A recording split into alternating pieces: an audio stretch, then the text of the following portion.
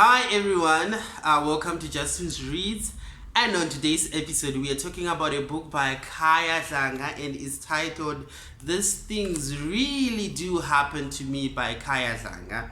And it's quite a very hilarious and relaxed and quite educative piece of literature. He actually said that he believes that there's been a lot of writings that have been made.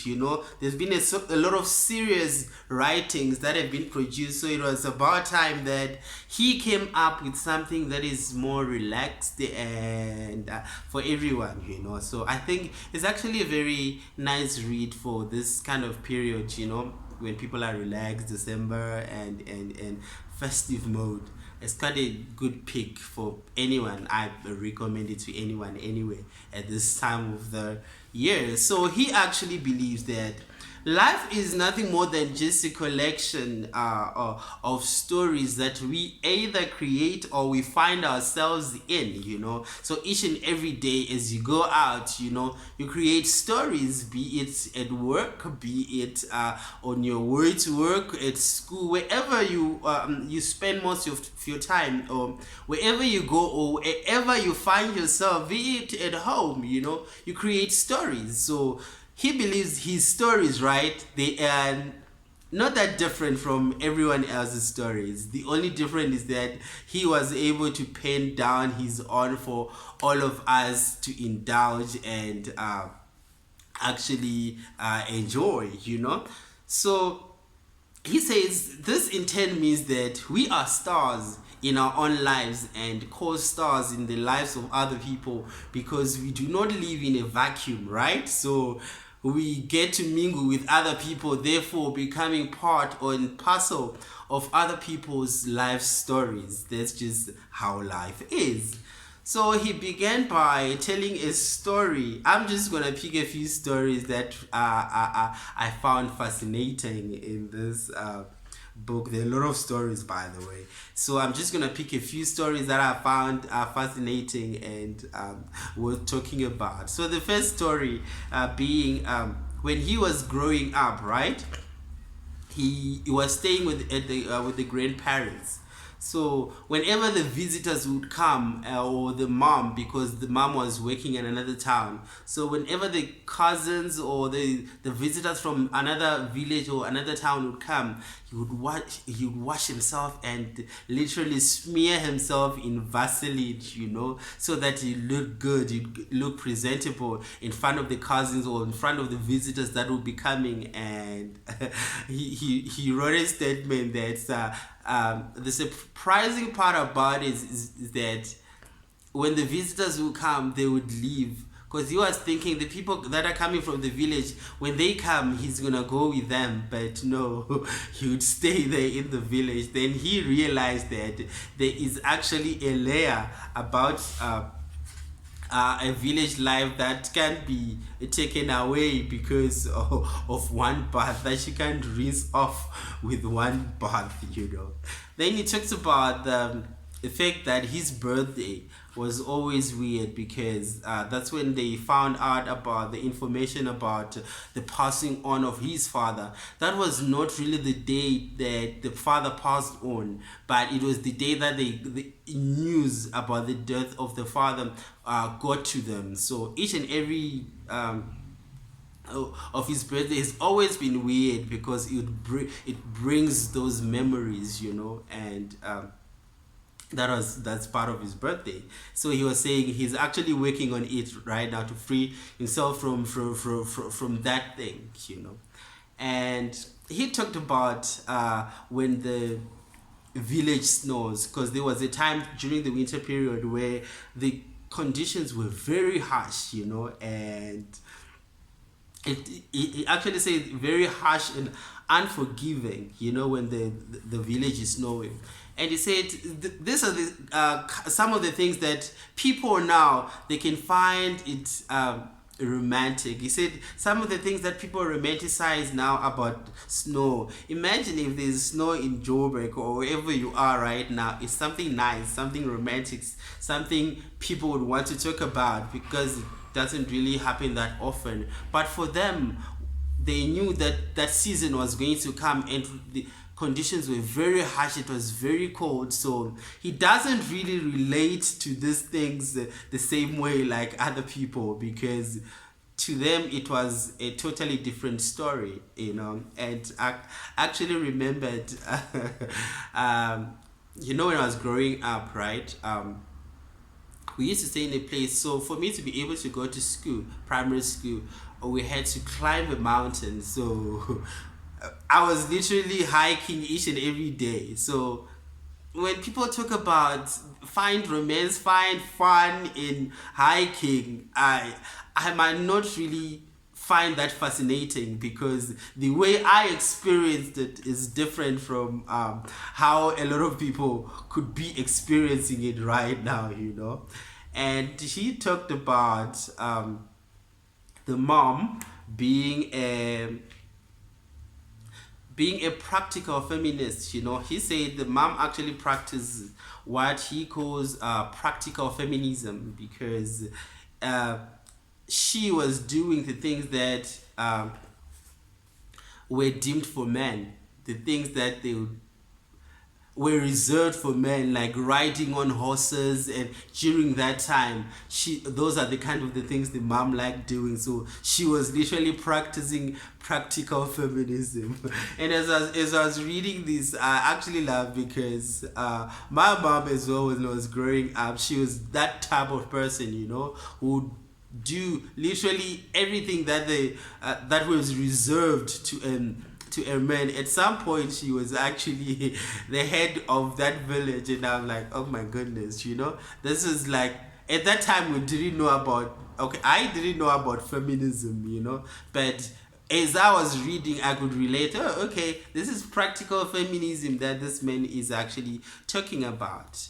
Then he spoke about his first kiss, the fact that it was not something that he planned. You know, they had moved him to go and stay with his uncle in some place, right? So there was a neighbor who was a girl. So she came to their house and asked him to walk her to the store to buy milk. So as they were walking to the store, then in the middle of nowhere, then she stopped and she started kissing, and they continued on their way back. She did the same. She kissed. That was the first kiss. He was about 16 when that happened, you know. So it was not a something that he planned. It was kind of forced. Of course, he had to stop it and tell the girl that, you know what, we are not dating, so we can't do this, you know. So that was the end of that was the story of his first kiss. And then he talked of, maybe on the first kiss, when I was reading, I could also relate to his story, because I remember my first kiss as well. I was coming from church, and I was walking this girl home. Then we passed.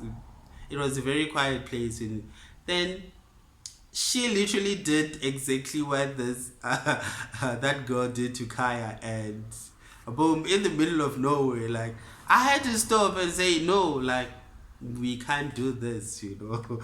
So when I was reading, it just kind of, that's why I was laughing all the way, because there are a lot of things that I could relate to in the book, you know. And then he talked about the time that he was Jesus zoned. We all know about being friend zoned, a phenomenon that a lot of ladies like doing. You know, they'll put you in a place, they'll friend zone you. In other way, they're just saying we can't be more than just friends.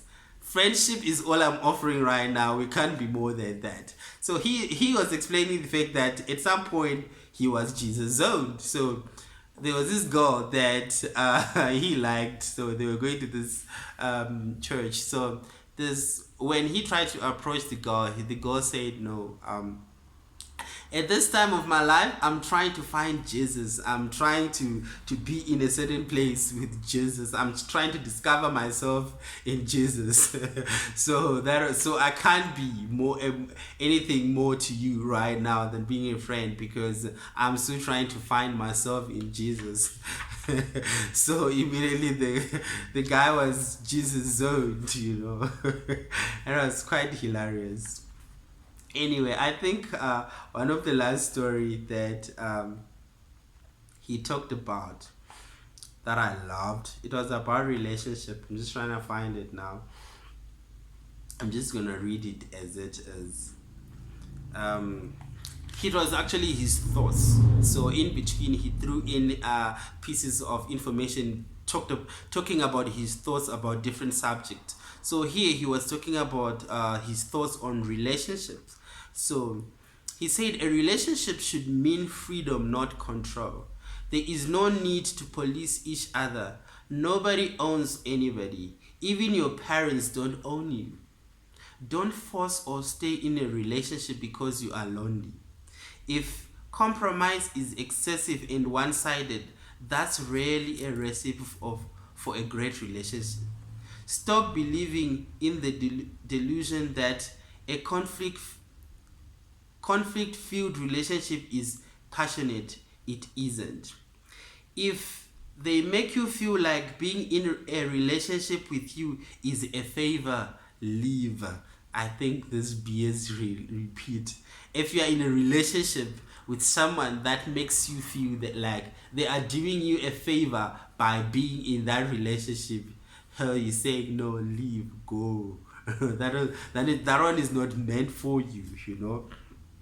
And he said, everyone has a past. When getting into a new relationship, the state of your current character should matter more than your past.